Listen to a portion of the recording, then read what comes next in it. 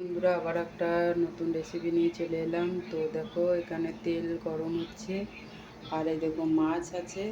তো ফুলকপি, আলু, টমেটো, মাছ দিয়ে একটু ঝোল হবে, ওই রেসিপি আজকে বানাবো। তো তোমরা দেখতে থাকো। ফুলকপি এখনও কাটিনি, কাটবো। তো তোমরা দেখতে থাকো। এবার মাছটাকে আমি দিয়ে দিচ্ছি।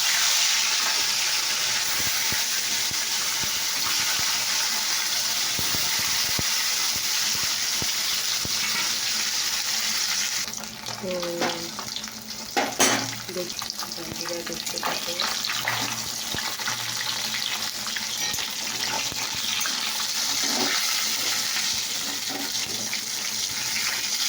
প্রত্যেকটাই মনে হচ্ছে এক ফুটে উঠবে। দিয়েছি। তো দেখো বন্ধুরা, আমার মাছ ভাজা হয়ে গেছে। তো তেলটা তাতে আছে। দেখো ফুলকপিটা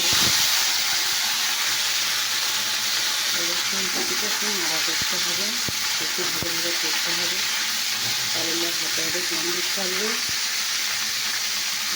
দেখতে থাকবে।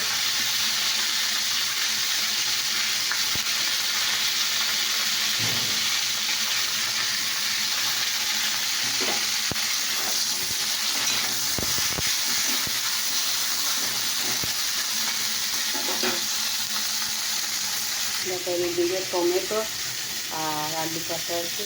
তো টমেটো, আলু, ফুলকপি, মাছ দিয়ে একটা রেসিপি বানাচ্ছি, মানে একটা ঝোল হচ্ছে।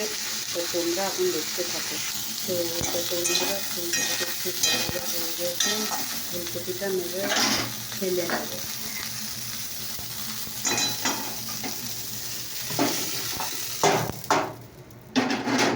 কড়াই চাপিয়ে দিলাম।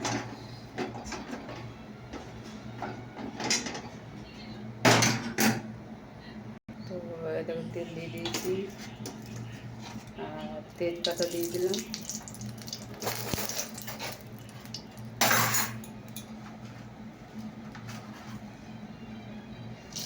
পাঁচফোড়ন দিয়ে দিয়েছি, আর এদিকে আলু টমেটো যেটা আছে এটা দিয়ে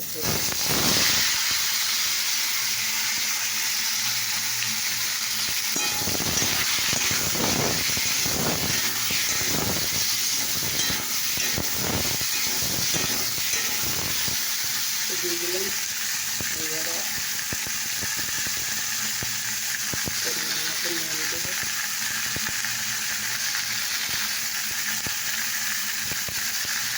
হলুদ দিলাম।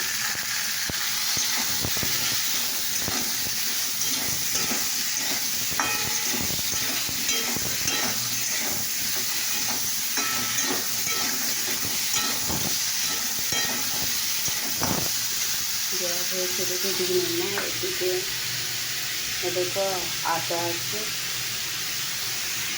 এদিকে আদা কুঁড়ো আছে, লঙ্কা গুঁড়ো সামান্য আছে, জিরে গুঁড়ো আছে। তো দেখো এবার মশলাটা আমি দিয়ে দেবো। তো দেখো বন্ধুরা, ফুলকপি দিয়ে আলু দিয়ে একটু কষে নিচ্ছি।